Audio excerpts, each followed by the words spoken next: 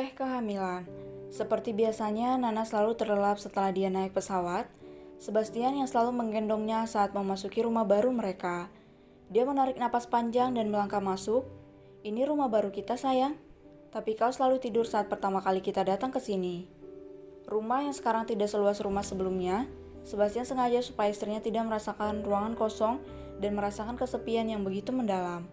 Rumah ini hanya terdiri 4 kamar tidur di lantai 2 dan 6 di bawah untuk pelayan di sini. Ditambah kolam renang, untuk kali ini tidak ada kapal pesiar, mengingat mereka dekat dari pantai dan sungai.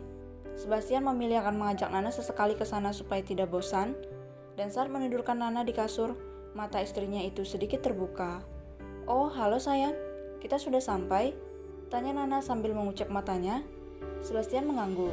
"Bagaimana pendapatmu? Tentang apa? Rumah ini? Aku hanya ingin tidur," ucapnya berguling membelakangi Sebastian dan kembali memejamkan mata. "Aku mual, tolong jangan ganggu."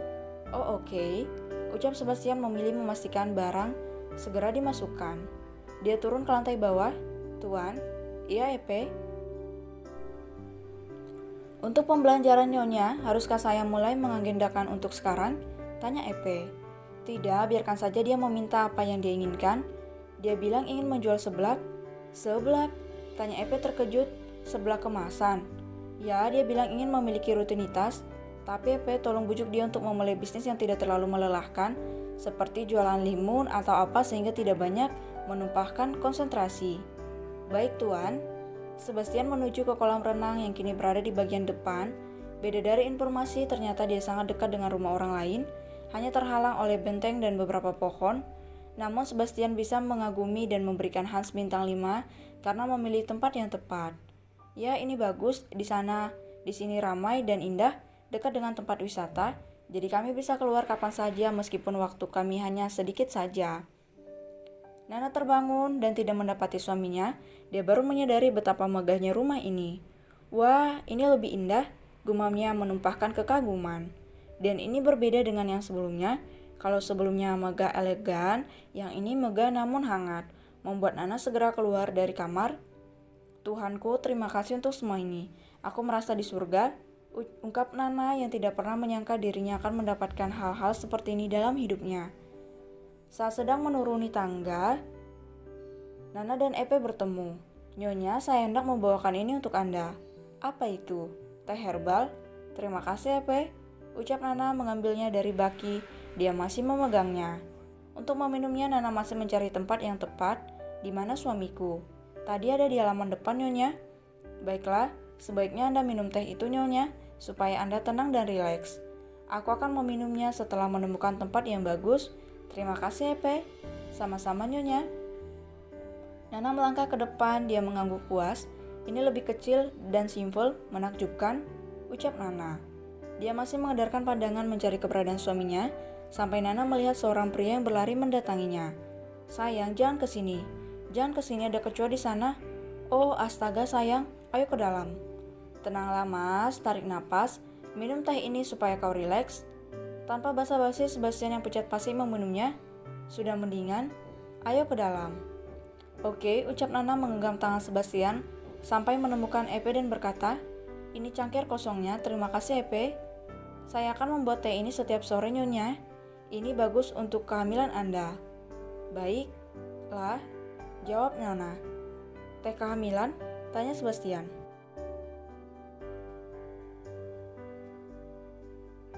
Teguh pendirian. "Dan di mana ayahmu, Mas?" "Virginia sayang, itu cukup jauh dari sini. Kau tahu itu seperti Sabang sampai Merauke." "Sejauh itu?" tanya Nana yang sedang membereskan pakaian. Sebastian bangkit dari kasur dan ikut duduk di belakang Nana. Dia memeluk Nana yang duduk di karpet. "Tidak sejauh itu? Bukankah baik jika kita ke sana?" "Tidak perlu, itu akan sangat menyusahkan." "Hah? Maksudku bagaimana kalau kita jalan-jalan? Kau tahu rumah kita dekat dengan danau sungai tempat wisatawan berpesta bikini di kapal pesiar." "Apa Mas ingin aku ikut pesta bikini?" "Bukan itu maksudku sayang," ucap Sebastian kaget. "Kita hanya melihat-lihat ke sana. Ayo makan di sana." "Baiklah." "Ayo sekarang?" "Sekarang?" tanya Nana kemudian menatap jam yang ada di dinding. "Ini masih sore." "Tidak apa, kita jalan-jalan di sana sampai malam. Bagaimana?" "Baiklah, aku akan mandi dulu." Sebastian mengangguk sambil tersenyum, di mana Nana melihatnya dari pantulan cermin. Dia segera berbalik dan mengatakan, "Jangan ikut ke dalam, Mas." "Kenapa?" tanya Sebastian dengan wajah yang sedih. "Kau tahu kenapa? Itu memakan waktu yang lama." "Baiklah," ucap Sebastian terdiam. Sampai Nana masuk ke dalam kamar mandi, Sebastian mondar-mandir di luar. Dia ingin masuk ke sana dan menghabiskan waktu bersama dengan Nana. Tahan. Sebenarnya Sebastian ingin bergabung dan segera menghabiskan waktu bersama Nana selagi ada, mengingat beberapa minggu ke depan dia akan memulai untuk pengobatan penyakitnya. Saat hendak masuk ke dalam, Sebastian mendapat telepon. Tanpa melihat siapa yang menelpon, dia segera mengangkatnya. "Halo, ada apa?" "Bicara dengan baik padaku, bule tua." "Oma, kau pikir siapa?" "Kenapa Oma menelpon?" "Kau sudah sampai?" "Sudah." "Lalu kenapa tidak memberitahu Oma?" "Maaf, Oma, aku lupa." Saat sedang bicara, terdengar teriakan Nana dari dalam. "Mas, bisa tolong bawakan aku pencuci wajah di tas hijau?" "Baik, sebentar sayang," ucap Sebastian kemudian berbisik pada Oma. "Oma, baiklah, bawa kesempatanmu, tapi jangan keterlaluan, kalian baru sampai." "Aku menyayangimu, Oma." "Jangan lupa terus kabari Oma." "Tentu saja, Oma." "Mas, aku datang sayang." Nana tidak perlu menggunakan mobil untuk menuju objek wisata di sana, tempat di mana ada sungai dan berbagai restoran di pinggirnya. Menarik banyak wisatawan, khususnya kapal pesiarnya yang selalu mengadakan pesta setiap harinya. Apa ini terjadi setiap hari? Pesta itu? Iya, tentu biasanya ada komunitas yang menyewanya, tapi ada satu puncaknya sayang. Kapan? 1 bulan sekali. Akan ada undian untuk orang-orang yang sering menyewa. Nanti yang terpilih akan masuk ke pesta yang aku adakan di kapal pesiar Ocean Kingdom yang besar itu. Yang itu, yang berada di tengah. Nana menunjuk kapal pesiar yang paling besar. Ya, biasanya hanya 200 orang terpilih. "Ini semua milikmu, Mas."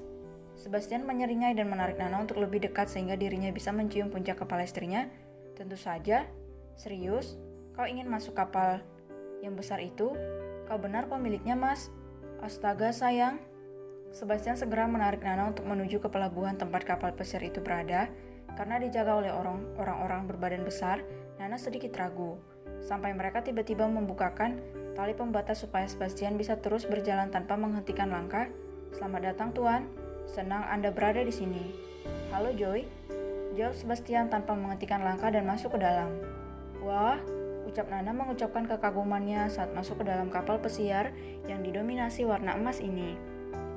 "Mas, apa kapal Titanic mirip seperti ini?" "Tentu tidak, sayang. Ini lebih mewah," ucap Sebastian mengagungkan dirinya. "Apakah nanti mereka yang mendapatkan undian akan masuk dan mendapatkan makan secara gratis juga?" "Tentu saja. Ini adalah promosi terselubung.